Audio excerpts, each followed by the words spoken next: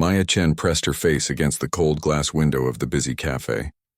The warm golden light inside made everything look magical. People sat at small tables laughing and talking while they ate their food. The smell of fresh coffee and baked bread made her stomach growl so loud she was sure everyone could hear it. It had been 2 days since her last real meal.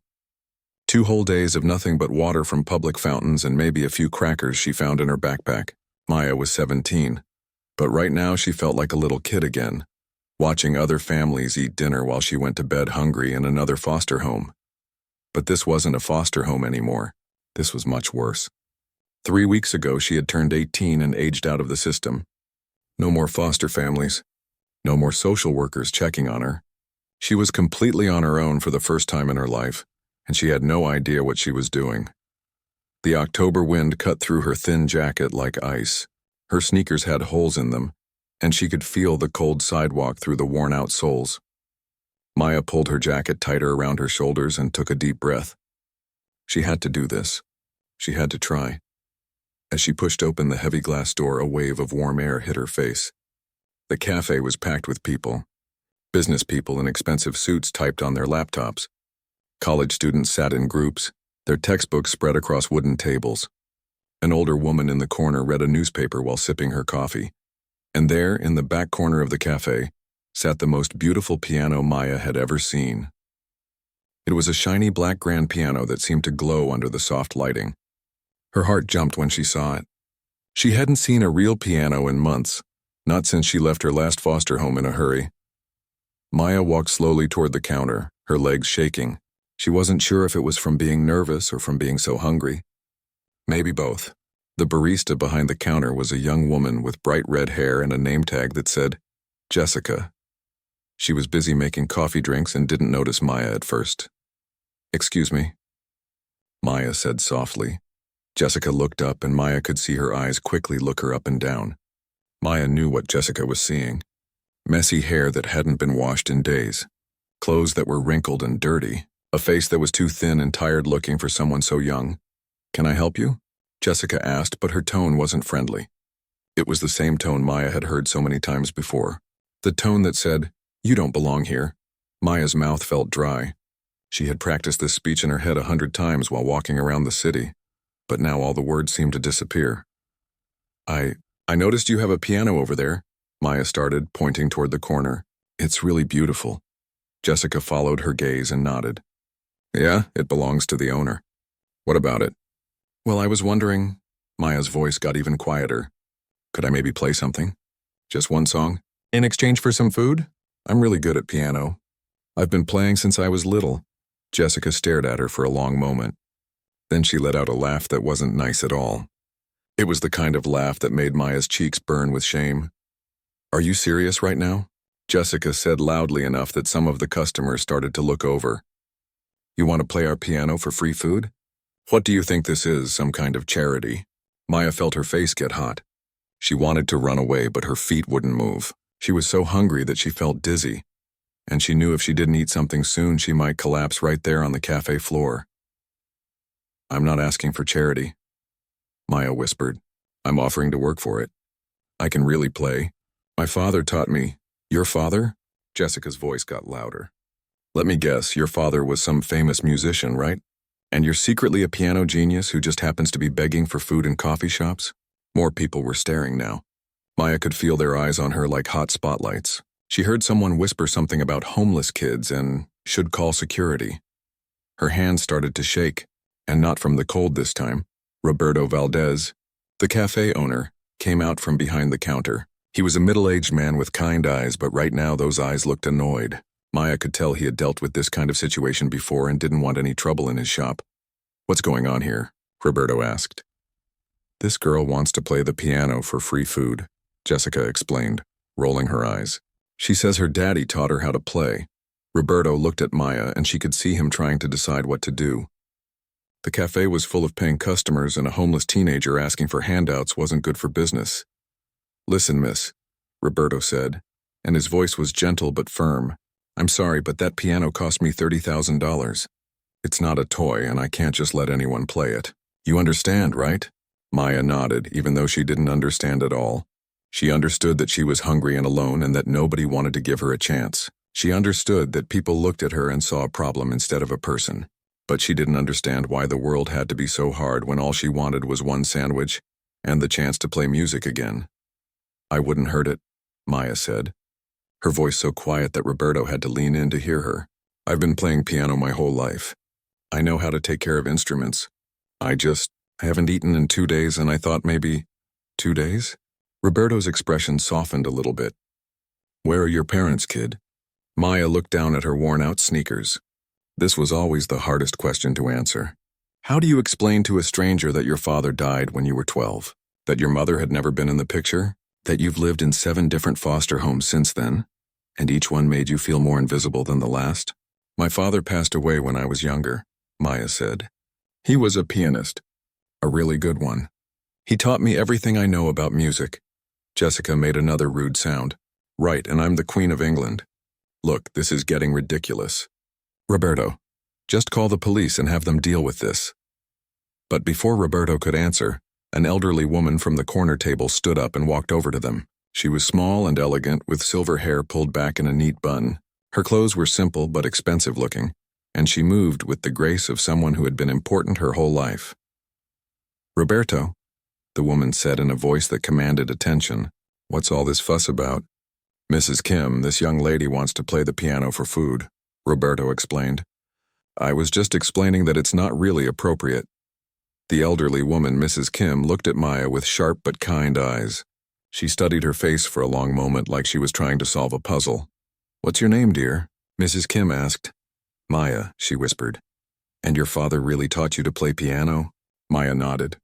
"Every day after school until..." She couldn't finish the sentence.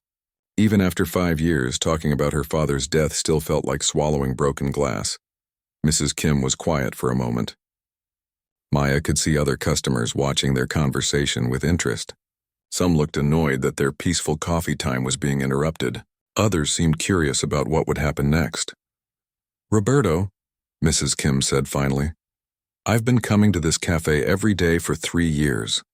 I've spent thousands of dollars here and I've never asked you for a single favor." Roberto nodded. "That's true, Mrs. Kim, you're one of our best customers." "Then I'm asking for one now," she said. "Let this young lady play one song, just one. If she's terrible, she stops and leaves. If she's good..." Mrs. Kim smiled. "Well, then your customers get a free concert with their coffee." Maya held her breath. This was her chance, maybe her only chance. She could see Roberto thinking it over, weighing the risks. What if she really was just some kid who would bang on the keys and disturb everyone? What if she damaged his expensive piano?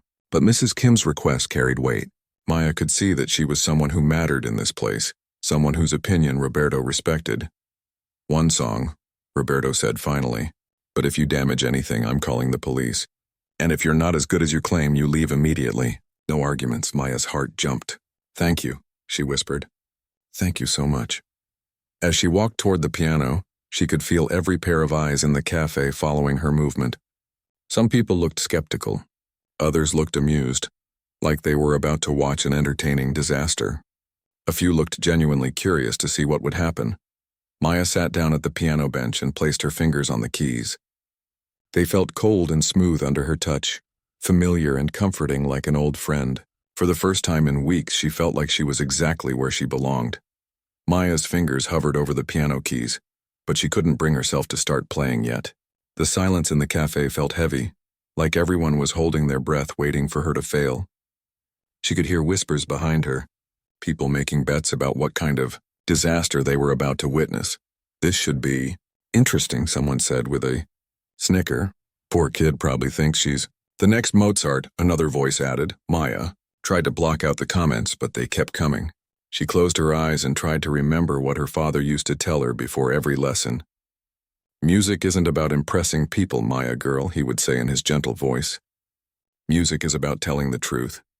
Your truth. Don't worry about what anyone else thinks." But that was easier said than done when she could feel Jessica behind the counter, tapping her foot impatiently and checking her watch like Maya was wasting everyone's precious time. "Any day now," Jessica called out. "We don't have all afternoon." Roberto looked uncomfortable. Maya could tell he was already regretting his decision to let her try. He kept glancing around at his customers, probably worried that this whole situation was going to drive away business. Maybe we should just forget about this, Roberto said quietly, taking a step toward the piano. I don't think this is a good idea after all. No, please, Maya said quickly, turning around to face him. I just need a minute to decide what to play. I promise I won't disappoint you. Decide what to play? Jessica laughed again, that same mean laugh that made Maya's stomach twist. What's to decide? You probably only know Twinkle, Twinkle, Little Star anyway. Some of the customers laughed at that. Maya saw a businessman in an expensive suit shake his head and go back to his laptop, like he had already decided this was going to be a waste of time. A group of college students pulled out their phones, probably getting ready to record whatever embarrassing thing was about to happen. Maya felt tears starting to form in her eyes, but she blinked them back. She couldn't cry now, not in front of all these people. She had cried enough tears over the past 3 weeks sleeping in doorways and park benches. She was tired of crying. You know what? Said a woman sitting near the front of the cafe. She was middle-aged and well-dressed with perfect makeup and expensive jewelry. This is getting ridiculous. I come here to relax and enjoy my coffee in peace, not to watch some street kid put on a show. The woman, who had a designer purse sitting on the table next to her laptop, looked directly at Maya with cold, judgmental eyes. Honestly, Roberto, you're running a business, not a soup kitchen. There are proper places for people like her to go if they need help. People like me? Maya asked quietly, but the woman heard her. Yes, people like you. Homeless people. People who don't belong in establishments like this.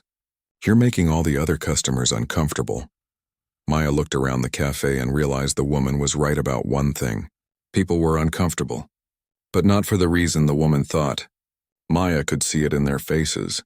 Some people looked embarrassed, like they knew this treatment was wrong but didn't want to get involved. Others looked curious, like they wanted to see what Maya could actually do but were afraid to admit it.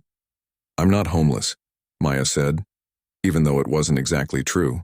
She had been sleeping in a shelter when she could get a bed, or outside when she couldn't. But somehow saying the word homeless out loud made it feel too real, too permanent. Of course you're not, Jessica said sarcastically. And I'm sure your father really was a famous pianist too, right? Let me guess, he played at Carnegie Hall? Maya's heart jumped. Her father had played at Carnegie Hall 3 times actually, but she knew that if she said that now, people would just laugh at her even more. Nobody would believe that the daughter of a Carnegie Hall pianist would be sitting in a coffee shop begging for food. My father was a good musician, Maya said simply. He taught me everything he knew about piano. Sure he did, the woman with the expensive purse said. And where is this amazing father of yours now? Why isn't he here taking care of you? Maya felt like she had been slapped. The question hung in the air like smoke, making it hard to breathe.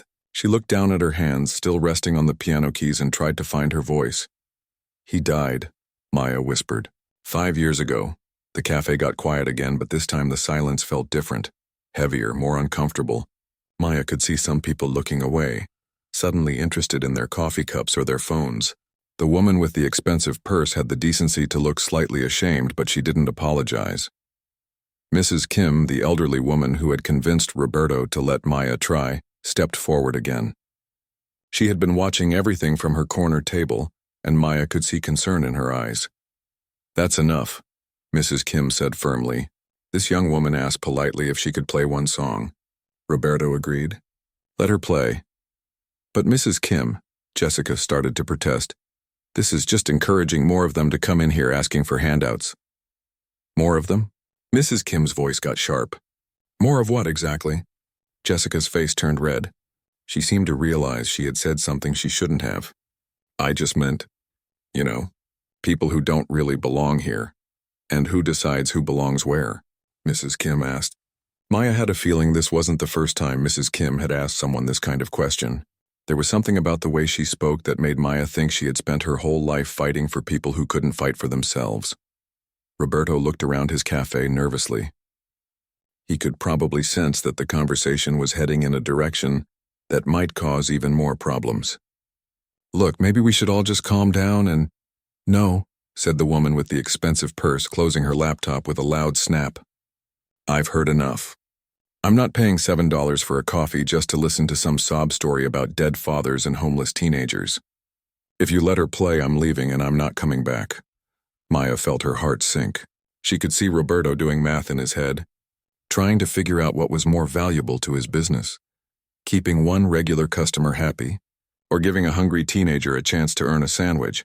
"And I'll leave with her," said the businessman in the expensive suit, looking up from his laptop. "This kind of disruption is exactly why I don't usually come to places like this." Maya started to stand up from the piano bench. "It's okay," she said quietly. "I don't want to cause any more problems. I'll just go." But as she started to move away from the piano, Mrs. Kim stepped in front of her. "Sit back down, dear," Mrs. Kim said gently but firmly. Then she turned to face the woman with the expensive purse. "Patricia, isn't it? I've seen you here before." The woman looked surprised that Mrs. Kim knew her name. "Yes, it's Patricia Morrison." "Patricia Morrison from the newspaper?" Mrs. Kim asked. "I thought I recognized you.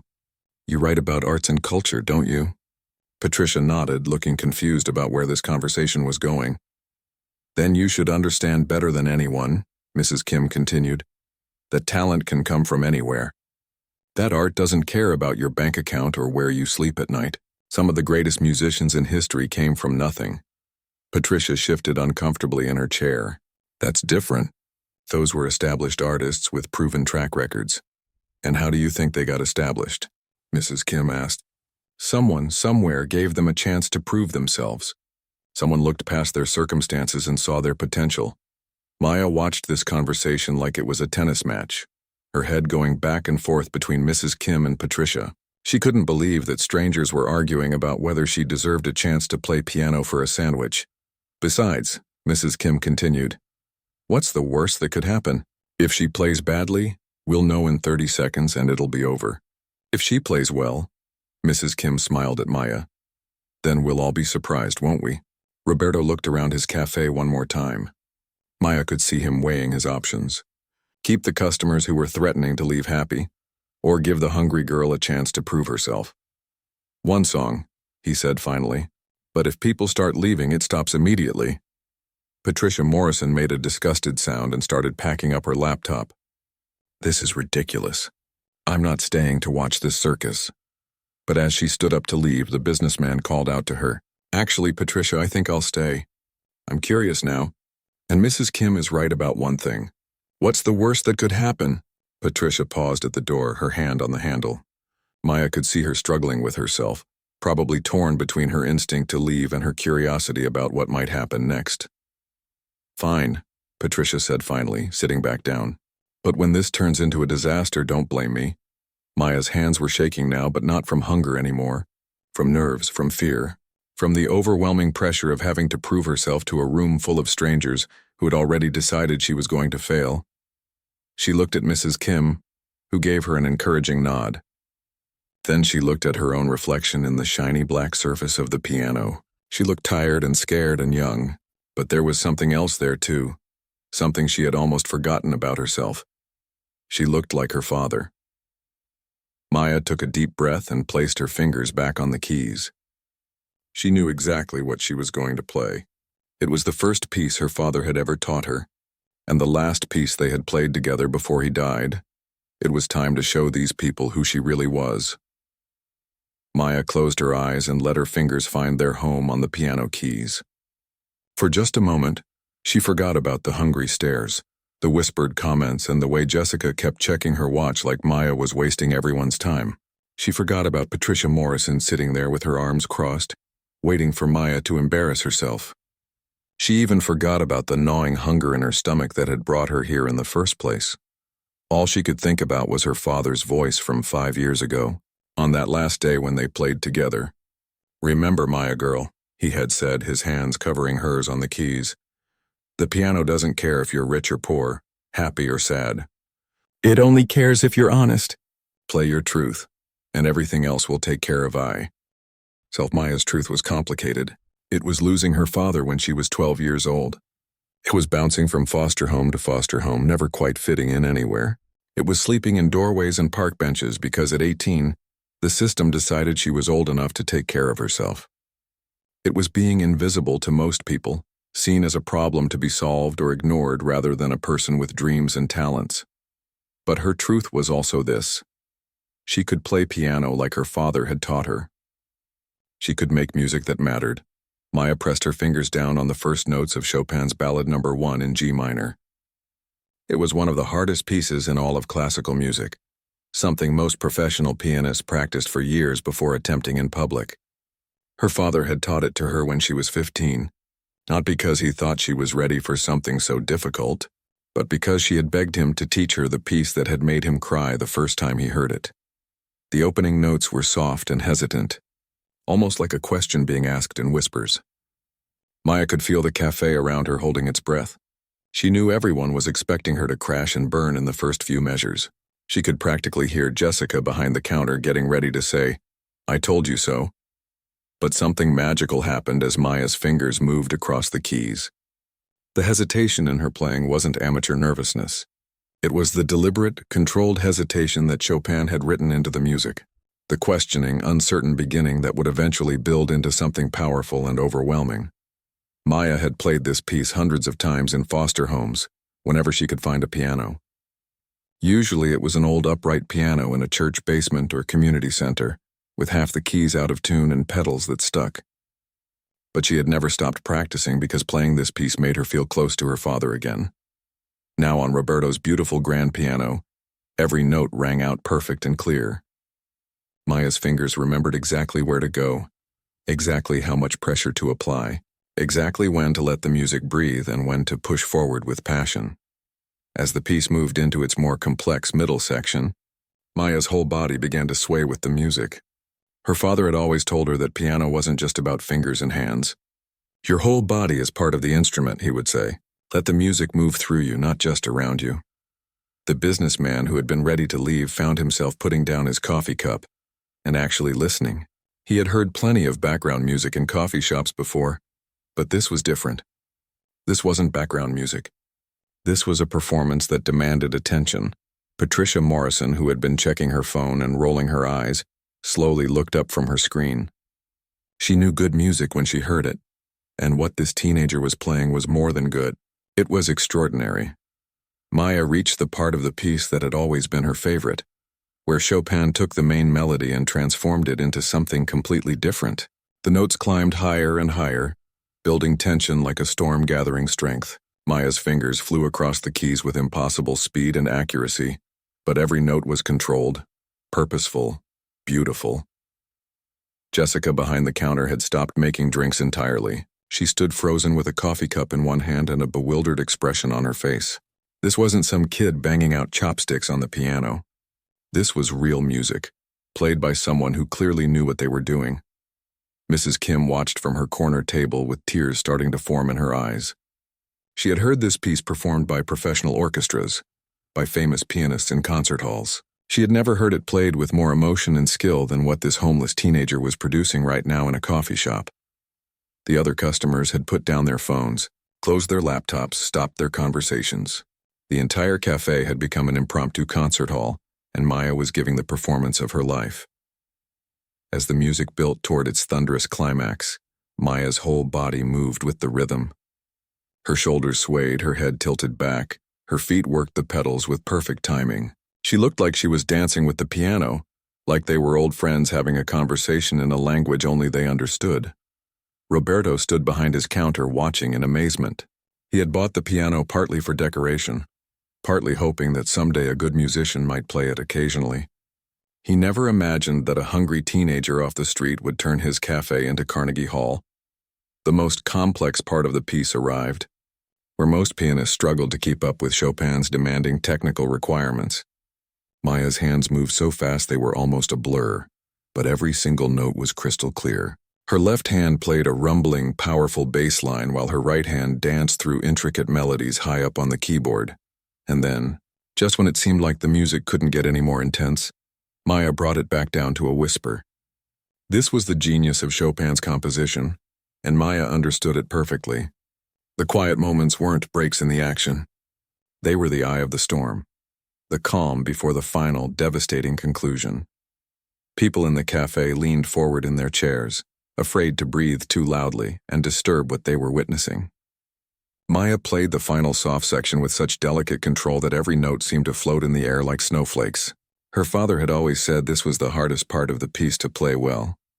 because it required absolute control and perfect timing. Then came the ending that Maya had been building toward for the past 8 minutes. The music exploded back to life with a power that seemed impossible to come from one person and one instrument. Maya's entire body was involved now, her arms reaching across the full width of the keyboard, her feet working both pedals, her whole being focused on bringing Chopin's vision to life. The final notes crashed through the cafe like thunder, rich and full and overwhelming. Maya held the last chord for exactly the right amount of time, then slowly lifted her hands from the keys and sat perfectly still. The silence that followed was unlike anything anyone in that cafe had ever experienced. It wasn't the awkward silence that comes after a bad performance when people don't know whether to clap or pretend it didn't happen. This was the stunned silence that comes after something extraordinary, when people need a moment to process what they just witnessed. Maya kept her hands in her lap and her eyes closed, still lost in the music she had just created. She could feel tears on her cheeks but didn't remember starting to cry. Playing that piece always made her emotional, but today it felt different. Today it felt like she had poured her entire life story into those 8 minutes of music. Slowly, Maya opened her eyes and looked around the cafe. Every single person was staring at her, but their expressions were completely different now than they had been 15 minutes ago. Instead of skepticism and annoyance, she saw amazement, respect, and something that looked almost like awe. The businessman who had threatened to leave was sitting with his mouth slightly open, like he couldn't quite believe what he had just heard. The group of college students had their phones out, but instead of recording her to make fun of her later, they looked like they were trying to figure out how to find more music by whoever this mystery pianist was. Patricia Morrison, the woman who had been so ready to dismiss Maya as just another homeless kid looking for handouts, sat perfectly still with tears streaming down her face. As someone who wrote about music for a living, she knew talent when she heard it. And what she had just heard was the kind of raw, natural talent that most people only dreamed of possessing. Jessica behind the counter looked like someone had just explained a magic trick to her. She kept looking back and forth between Maya and the piano, trying to understand how the same person she had been mocking 10 minutes ago could be capable of creating something so beautiful. Roberto just stood there shaking his head in disbelief. In all his years of running the cafe, he had never seen anything like this. He was already thinking about how to convince Maya to come back and play again, how to turn this incredible accident into something regular and wonderful. But it was Mrs. Kim who broke the silence first. She started clapping, slowly at first, then faster and louder. Within seconds, everyone else joined in. The applause filled the cafe like a wave, growing stronger and stronger until it felt like the walls might shake from the sound. Maya looked around at all the clapping hands and smiling faces, and for the first time in weeks she felt like maybe everything was going to be okay. Maybe she wasn't invisible after all. Maybe her father had been right when he said that music could change people's minds and open their hearts. The applause continued for what felt like forever, but Maya knew it would have to end eventually. And when it did, she would still be a hungry teenager with nowhere to go and no money in her pocket. The music had been beautiful, but it hadn't changed the basic facts of her situation. What Maya didn't know was that one person in that cafe recognized something more than just talent in her. Performance. Mrs. Kim had heard that particular interpretation of Chopin before, played in exactly that style, with exactly that emotional depth. She had heard it played by Maya's father 5 years ago, in what turned out to be his final public performance. The applause finally began to fade, but Maya could still feel the energy in the room. People were wiping away tears, shaking their heads in amazement, whispering to each other about what they had just witnessed. Maya sat at the piano bench feeling drained but somehow lighter at the same time, like she had just shared a secret that she had been carrying alone for too long. Mrs. Kim approached the piano slowly, her steps careful but determined. There was something different about her expression now, something that Maya couldn't quite read. It wasn't just appreciation for good music. It was something deeper, more personal. "Child," Mrs. Kim said softly, her voice trembling slightly. "That was extraordinary. Where did you learn to play like that?" Maya looked down at her hands, still resting on the piano keys. "My father taught me. He said this piece was special, that it told a story about struggle and beauty at the same time." "And what was your father's name?" Mrs. Kim asked, sitting down in the chair next to the piano. Maya noticed that her hands were shaking a little bit. David Chen, Maya said quietly. He died when I was 12. Car accident. The color drained from Mrs. Kim's face so quickly that Maya thought she might faint. Mrs. Kim gripped the edge of the table and stared at Maya like she was seeing a ghost. David Chen, Mrs. Kim whispered. David Chen, who played with the New York Philharmonic? Maya's heart jumped. Most people had never heard of her father, even though he had been well known in classical music circles. You knew my father? Instead of answering right away, Mrs. Kim pulled out her phone with trembling fingers. She typed something quickly, then turned the screen toward Maya. It was a New York Times article from 5 years ago with the headline, Renowned Pianist David Chen Dies in Tragic Accident at 39. Below the headline was a photo of Maya's father at a piano, wearing the black suit he always wore for performances. Maya felt tears spring to her eyes. She hadn't seen a photo of him in months. All her pictures had been lost when she aged out of her last foster home. This is your father? Mrs. Kim asked, though she seemed to already know the answer. Maya nodded, not trusting her voice to work properly. Mrs. Kim scrolled down to show Maya more of the article. It says here that he left behind a daughter. That's you? Yes, Maya managed to whisper. But how did you know about him? Did you hear him play? Mrs. Kim was quiet for a long moment, staring at the photo on her phone. When she looked up at Maya, her eyes were full of tears. I didn't just hear him play, dear, Mrs. Kim said softly. I worked with him. My name is Eleanor Kim. I was a professor at Juilliard for 30 years, and your father was one of my closest colleagues. Maya felt like the world had tilted sideways. Eleanor Kim, she knew that name. Her father had talked about Professor Kim all the time, had said she was one of the most respected piano teachers in the country. You're Professor Kim? Maya asked, her voice barely audible. But you're here. In a coffee shop. I don't understand. Eleanor smiled through her tears. I retired 2 years ago, dear. I live in the neighborhood now, and I come here every day to read the paper and remember what it was like to be around young musicians. She paused, studying Maya's face. Your father talked about you constantly. He was so proud of your playing, so excited about your future. He said you had inherited not just his technical skill, but his soul for music. Maya started crying then. Really crying. Not just the quiet tears she had been fighting back all day. She hadn't heard anyone talk about her father like that in years. In the foster homes, he had just been the dead parent, social. Workers and counselors had focused on helping her move on and adjust to her new situation. Nobody had wanted to hear about how much she missed playing piano with him, or how empty music felt without his encouraging voice beside her. He would practice with me every day after school, Maya said between sobs. He said I was going to be even better than he was someday. He had all these plans for my future.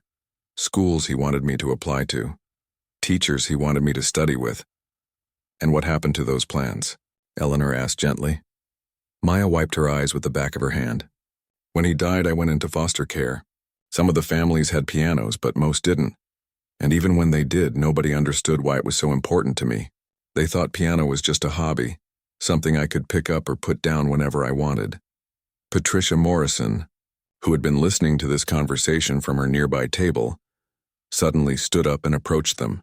Maya tensed, expecting another lecture about homeless kids and inappropriate behavior.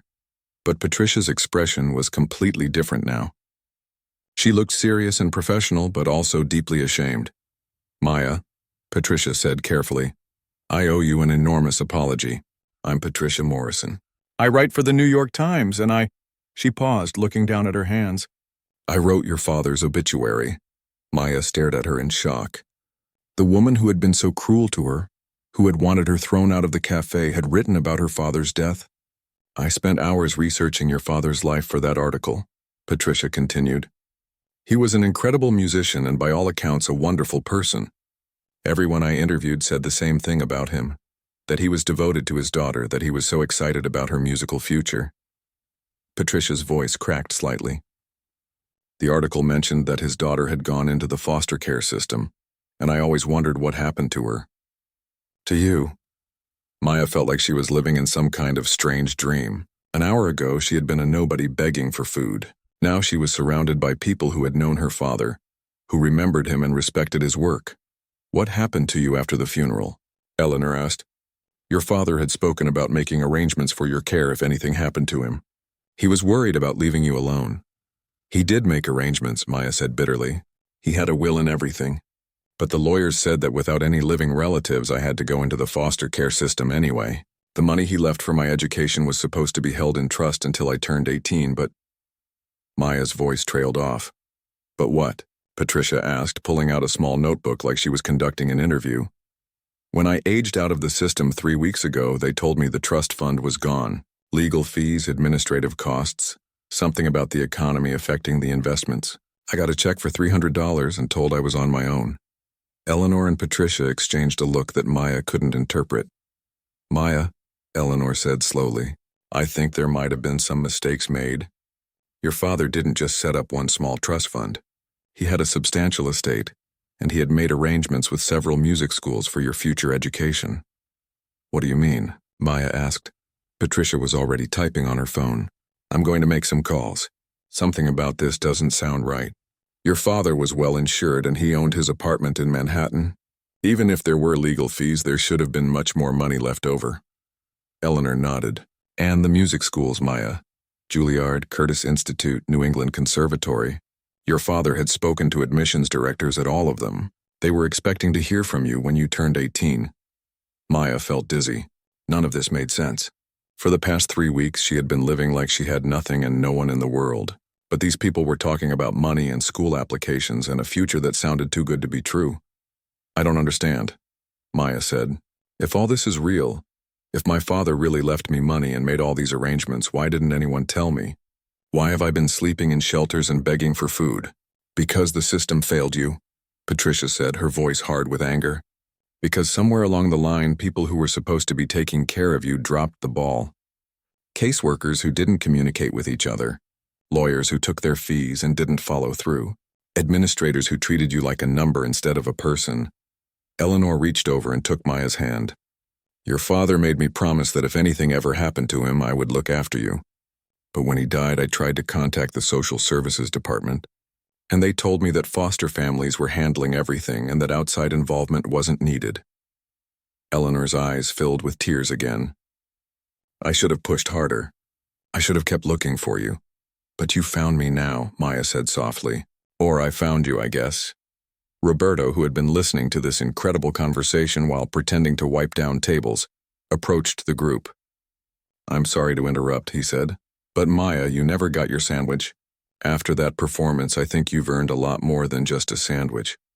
Maya had completely forgotten about food, even though hunger was what had brought her to the cafe in the first place. But now that Roberto mentioned it, she realized she was starving. The emotional intensity of the last hour had used up what little energy she had left. Actually, Eleanor said, standing up, why don't we go somewhere where we can talk properly? I know a nice restaurant nearby, and I think we have a lot to figure out. Patricia was still making phone calls, pacing back and forth near the window. Maya could hear bits of her conversations. Foster care records, estate management. What do you mean the files are sealed? As they prepared to leave the cafe, Maya looked back at the piano one more time. An hour ago, sitting at that bench had felt like the biggest risk she had ever taken. Now it felt like the moment her real life had started. Eleanor followed her gaze. Your father would be so proud of you, Maya. Not just for how beautifully you played, but for having the courage to ask for help when you needed it. That takes real strength. Maya nodded, but she was thinking about something else her father used to say. Sometimes the most important performances aren't the ones in concert halls, Maya girl. Sometimes they're the ones where you play for one person who really needs to hear your music. Today, Maya realized, she had played for herself, and in doing so, she had found her way back to the world her father had always intended for her to inherit. 3 hours later, Maya sat in an upscale restaurant downtown, staring at a plate of salmon and vegetables that cost more than she usually spent on food in a week. Across from her, Eleanor Kim and Patricia Morrison were making phone calls and taking notes, working together like detectives solving a complicated case. Maya still couldn't quite believe this was real. Every few minutes, she expected to wake up in the doorway where she had slept last night and realize this had all been a hungry person's dream. But the food was definitely real, and so was the warmth of the restaurant. and so were the incredible things these two women kept discovering about her father's estate. "I just got off the phone with the law firm that was supposed to be managing your trust," Patricia said, sitting back down at the table. "And you're not going to believe this, but they've been looking for you for 3 years." Maya looked up from her food. "Looking for me?" But the social worker said.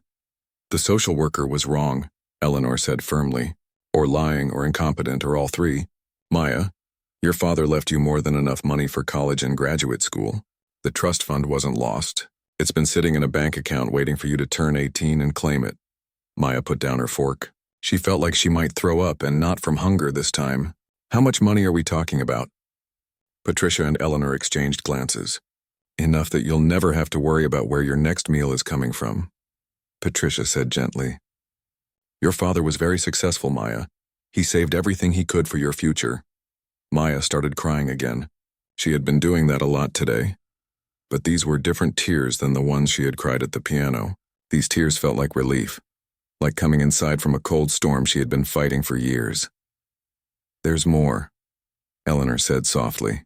"I called Juilliard this afternoon. They still have your father's letter of recommendation on file. The admissions director remembers him specifically asking them to save a spot for his daughter when she turned 18. "But I'm already 18, Maya said. "And it's October. Don't people start college in September?" "Usually, yes," Eleanor admitted. "But there are exceptions for special circumstances. And Maya, your circumstances are about as special as they get." Patricia leaned forward. "I also made some calls to other conservatories. Curtis Institute, Manhattan School of Music, New England Conservatory. Your father spoke to people at all of them. They all remember him and they're all still interested in meeting you." Maya felt overwhelmed. "But I haven't prepared for auditions. I don't have sheet music or proper clothes or—" "Those are details we can figure out," Eleanor said firmly. "The important thing is that you have options now. Real options, not just survival." A waiter approached their table with a phone. "Excuse me, but there's a call for Ms. Morrison." They said it was urgent. Patricia took the phone and walked a few steps away for privacy. Maya could hear her saying things like, "Are you absolutely sure?" and "That's incredible." When Patricia returned to the table, she was practically glowing with excitement. "Maya, that was the managing partner at the law firm. They've been trying to locate you through official channels for 3 years, but you kept moving between foster homes and the paperwork never caught up." "What does that mean exactly?" Maya asked. "It means that in addition to the trust fund for your education, there's been rental income from your father's apartment building in Manhattan. He owned the whole building, Maya. The tenants have been paying rent for 5 years, and all that money has been accumulating in an account with your name on it." Maya stared at Patricia like she was speaking a foreign language. "My father owned a building?" Eleanor nodded. "Your father was very smart with money, Maya. He knew that being a musician could be financially unpredictable, so he invested in real estate. That building has been generating income this whole time." Maya's head was spinning. This morning she had been homeless and hungry. Now these women were telling her she owned property in Manhattan. "But why didn't anyone tell me?" Maya asked for what felt like the 100th time that day. "Because the system is broken," Patricia said angrily. "Social services departments that don't talk to each other. Caseworkers who are overloaded and understaffed. Legal firms that send letters to addresses where you no longer live. And foster families who don't understand that you're not just another mouth to feed, but the heir to a substantial estate." Eleanor reached across the table and took Maya's hand again. "Your father tried so hard to make sure you would be taken care of. He had lawyers and accountants and financial advisors all working to protect your future, but he couldn't have anticipated how badly the foster care system would fail you."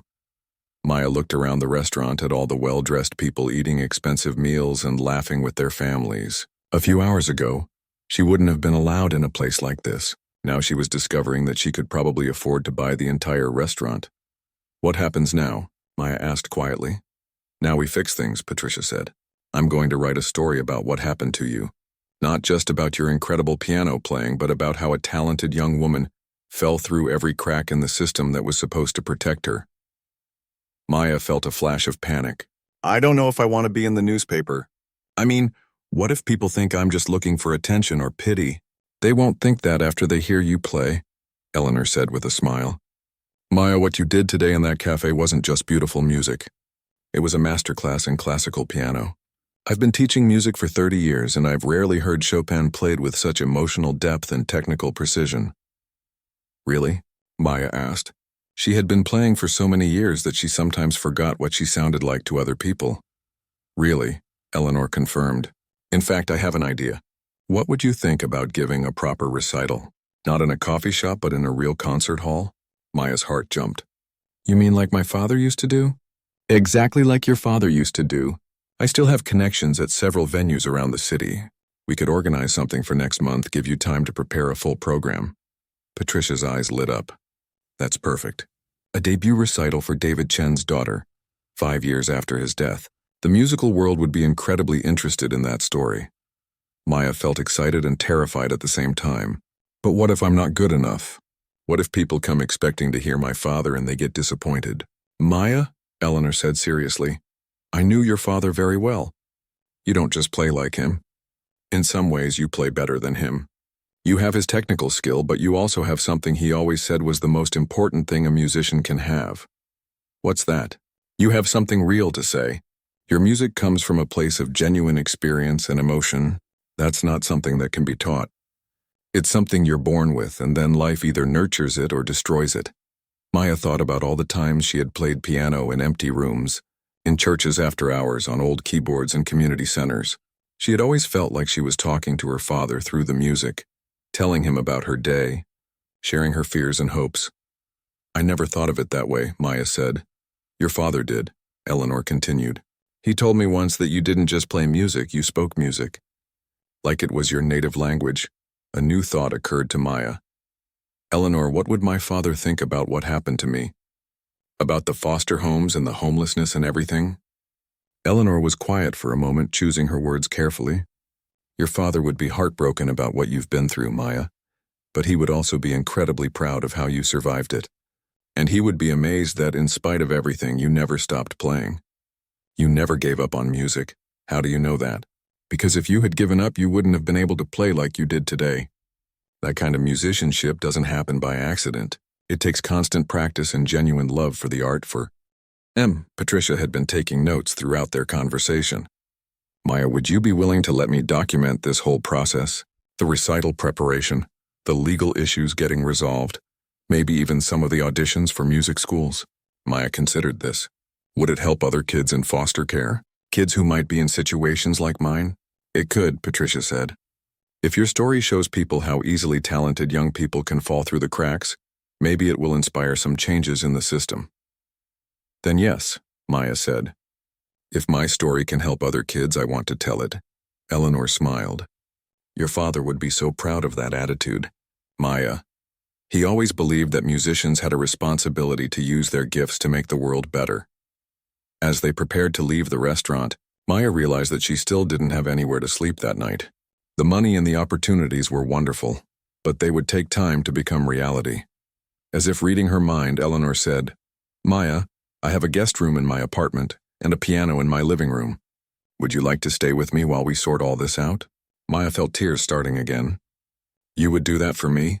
Your father asked me to look after you if anything happened to him, Eleanor said. I'm 5 years late keeping that promise, but I'd like to start now if you'll let me. 3 weeks ago, Maya had thought she was completely alone in the world. Now she was surrounded by people who had known and loved her father, who wanted to help her claim the future he had planned for her. As they walked out of the restaurant into the cool October evening, Maya looked up at the lights of the city around her. Somewhere out there was her father's building, her inheritance, her future. Somewhere out there were concert halls where she might someday perform, music schools where she could study, audiences who might be moved by her playing the way the people in the cafe had been moved today. But right now, the most important thing was that she wasn't walking these streets alone anymore. She had found her way back to the world her father had intended for her, and she was ready to make him proud. 2 months later, Maya Chen gave her debut recital at Carnegie Hall, the same venue where her father had performed his final concert. The program included Chopin's Ballade No. 1 in G minor, the piece that had changed her life in a coffee shop one hungry October afternoon.